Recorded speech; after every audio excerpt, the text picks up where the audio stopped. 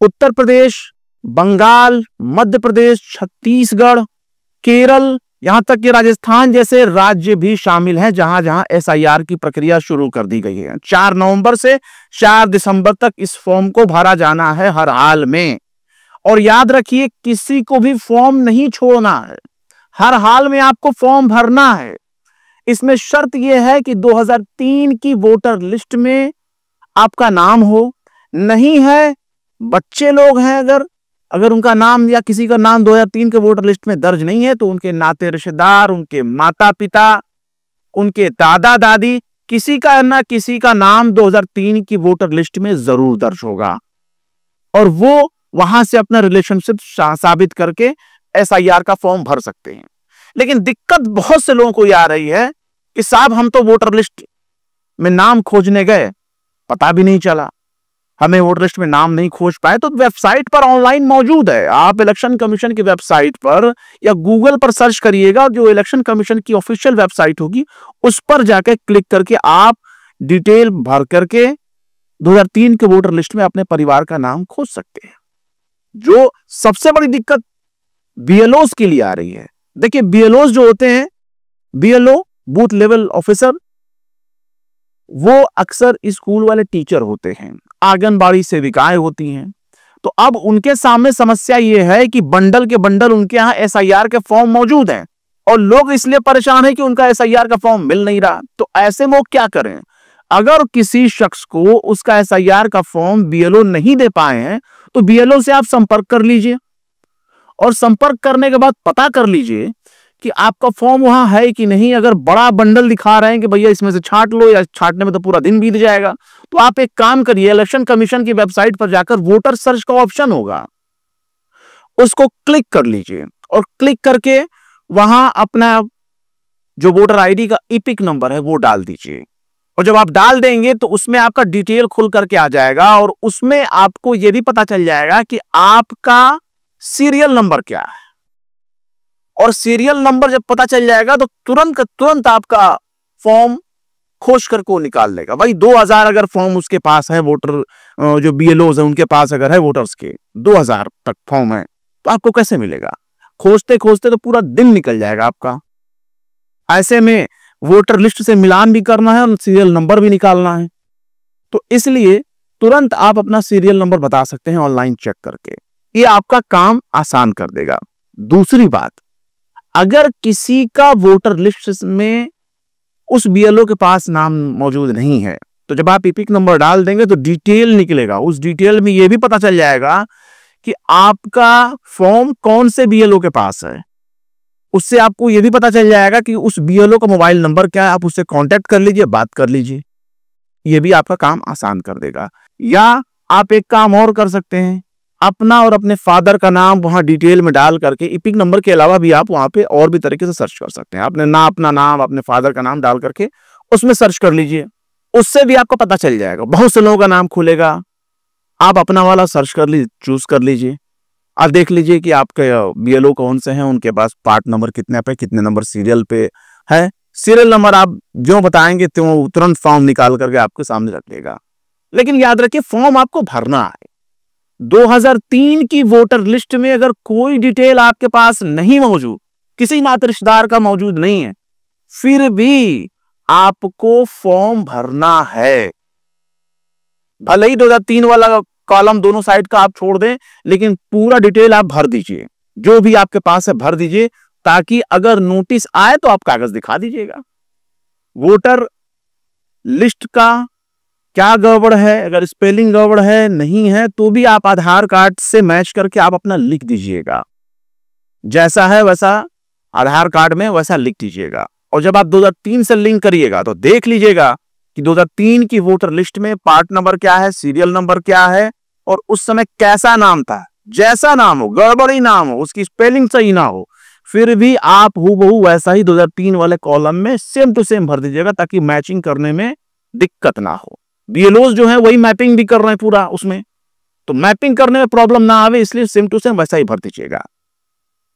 दूसरी बात जो बहुत केयर करने वाली है, आप अगर सोचें कि मैं ऑनलाइन भर लूं, ऑनलाइन में अभी ये शर्त है कि भाई आपका वोटर आईडी में नाम बिल्कुल सेम टू सेम होना चाहिए, पिता का नाम सेम टू सेम होना चाहिए। ये शर्त बहुत से दर्शकों ने बताया है, हमने भी उस बारे में पता किया तो हाँ भाई इसमें है। अगर सेम टू सेम नहीं है तो फिर आपको कहा जा रहा है कि बीएलओ के माध्यम से मिलकर आप ऑफलाइन फॉर्म भर दीजिए, बीएलओ से बात करके। उसमें डिटेल भी दे रहा है कि फोन नंबर से निकालें, बीएलओ से बात करें। पर सबसे बड़ा सवाल वहां ये खड़ा हो रहा है कि अगर ऑफलाइन भरते हैं तो क्या होगा, जैसा है वैसा ही आएगा। तो ठीक है, जैसा आएगा वैसा आएगा। पहले आपका मकसद होना चाहिए कि एसआईआर की लिस्ट में आपका नाम शामिल हो जाए। और इस माथापच्ची में आप ये ना पड़िए कि मैं कैसे करूं। आपके पास फॉर्म आया, फॉर्म भर दीजिए। नाम कट गया है, जितने लोगों का है पहले उतना लोग अपना अप्लाई कर दीजिए। जितने लोगों का आ गया, मान लीजिए एक परिवार में किसी का पिता का नाम कट गया, किसी की मां का नाम कट गया, तो बाकी डिटेल 2003 की लिस्ट में तो मौजूद है, वहां से आप निकालिए, भर दीजिए। फिर भी अगर आप ये सोचें कि हम इंतजार कर लेंगे या करेक्शन करा लेंगे या फिर और कोई रास्ता निकालेंगे, तो ऐसा निकलने वाला नहीं है। आप एक चीज गौर करिए, खासकर जो हमारे दर्शक हैं वो साउथ में भी हैं, नॉर्थ में भी हैं, हर जगह है, तो इतना गौर कर लीजिए, इससे आपकी नागरिकता नहीं जाने वाली। अगर नोटिस आता है तो आपकी नागरिकता नहीं जाएगी। आपके पास आधार कार्ड है और भी तमाम 12 डॉक्यूमेंट हैं, 11-12 दस्तावेज हैं, उसमें से जो आप दिखा दें क्लियर हो जाएगा। क्योंकि इलेक्शन कमीशन के ऊपर सुप्रीम कोर्ट ने डंडा चलाया था कि भाई ऐसा है, नहीं है कुछ नहीं, तो आधार कार्ड ये लो मानो, तो जो होगा वो मिलेगा, किसी की नागरिकता नहीं छीनी जाएगी। घबराइएगा मत कि अगर नोटिस आता है तो क्या होगा। नोटिस आएगा तो आपके काम को और आसान कर देगा, माथापच्ची से आप बहुत बच जाएंगे। कागज दिखा दीजिए, काम हो जाएगा खत्म। स्पेलिंग के चक्कर में ना पड़े कि स्पेलिंग ऐसा है तो वैसा है, तो मैं ऐसे करूं तो वैसे करूं, वो सब करेक्शन आप बाद में करा लेना। पहले एसआईआर का फॉर्म भरो ताकि लिस्ट में आपका नाम शामिल हो सके। एक बार नाम आ जाए, महीने 2 महीने 3 महीने के बाद आप आधार कार्ड के हिसाब से ही सेम टू सेम अपना जैसा आपका होना चाहिए वोटर आईडी में नाम स्पेलिंग के साथ वैसा कर लीजिएगा। खासकर मुसलमानों को लेकर के बहुत दिक्कत होती है, क्यों कहते हैं साहब हम कितना लिख पढ़ के नाम दें, आता वही गड़बड़ वाला ही है। तो इससे आपको बचना है। एसआईआर का फॉर्म हर हाल में भरना है। नोट करिए, मैं फिर से दोबारा रहा हूं, 2003 का डिटेल आपके पास हो ना हो, मैच न करे, फिर भी आपको एसआईआर का फॉर्म भरना है, छोड़ना नहीं है। भले ही नोटिस आए, लेकिन नोटिस आना भी आपके ही फेवर में है, बेहतर है। दूसरी चीज, ऑनलाइन कोशिश कर लीजिए। ऑनलाइन अगर नहीं होता तो ऑफलाइन बात कर लीजिए। घबराने वाला काम बिल्कुल ना करिए कि मैं घबरा जाऊंगा, मेरे साथ ये हो जाएगा, वो कुछ नहीं होगा भाई, आप यहीं के हैं। याद रखिए, कोई भी पॉलिटिकल पार्टी हो, आपको चाहे कितना हो डरा रही हो एसआईआर के नाम पे, आप उससे कहिए कि हम यही हमारा देश है, यही हम पैदा हुए हैं, यही हमारे बाप दादा है, यही हमारा आबाओ अजदाद का मस्कन है, और हम यही, चाहे कितना हो हमारे दुश्मन हो, चाहे कितना हो हमारे हमसे जलन रखने वाले लोग हो, चाहे कोई भी पॉलिटिकल एजेंडा या नफरत करने वाले लोग हों, हम उनकी छाती पर बैठकर रहेंगे। किसी भी भारतीय नागरिक को डरने की बिल्कुल भी जरूरत नहीं है, चाहे वो हिंदू हो, मुसलमान हो, सिख हो, ईसाई हो। आपका डिटेल मौजूद है, उनका डिटेल नहीं मौजूद रहेगा जो भारत के नागरिक नहीं हैं।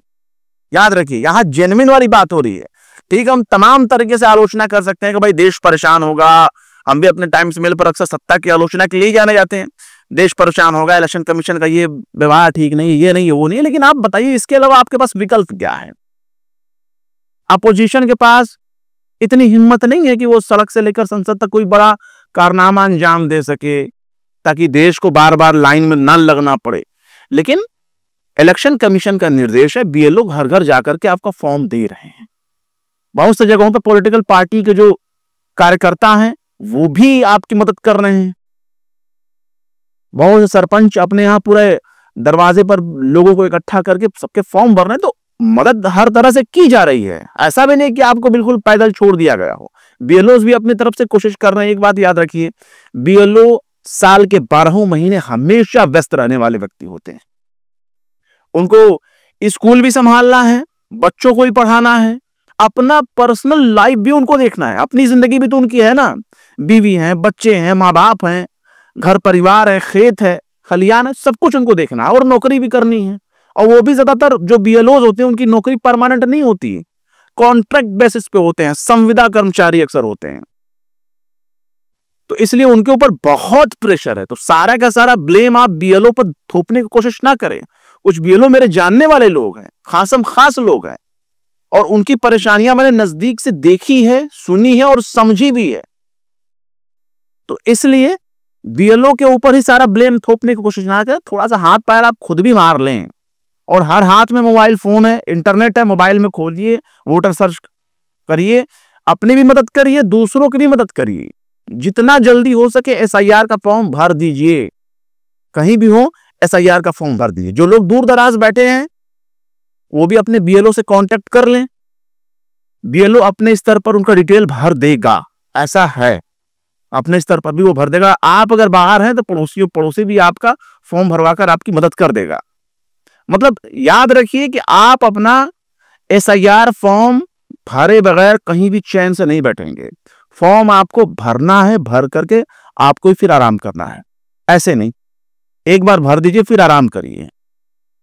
फिलहाल हमने टाइम्स मेल के फेसबुक पेज पर जो वेबसाइट है उसका स्क्रीनशॉट भी हमने लगाया हुआ है कि कैसे आप सर्च कर सकते हैं। वहां सर्च कर लीजिए। बहुत से यूट्यूबर्स ने वीडियोस भी बनाया है फॉर्म भरते हुए, वहां से भी आप मदद ले सकते हैं कि फॉर्म भरना कैसे है। हम भी कोशिश करेंगे अपने तरफ से एक वीडियोस बनाने का कोशिश करेंगे, और उम्मीद करते हैं कि हमारा ये आज का जो एपिसोड है, हमारी बात आपको बखूबी समझ में आ रही होगी। डरने, कांपने, हिलने वाला मामला नहीं है। निडर होकर के अपना फॉर्म भरिए, और फॉर्म भरे बगैर चैन से मत बैठिए। हर हाल में आपको भरना है। मैं एक ही बात इसीलिए बार बार आपको रिपीट करके समझा रहा हूं। फिर मिलते हैं किसी और वीडियो में एक नई खबर के साथ। शम्स तबरेज को दीजिए इजाजत। जय हिंद। अगर अभी तक आपने हमारे चैनल टाइम्स मेल को सब्सक्राइब नहीं किया है तो जल्दी से सब्सक्राइब कर दें और बेल आइकन भी प्रेस कर दें।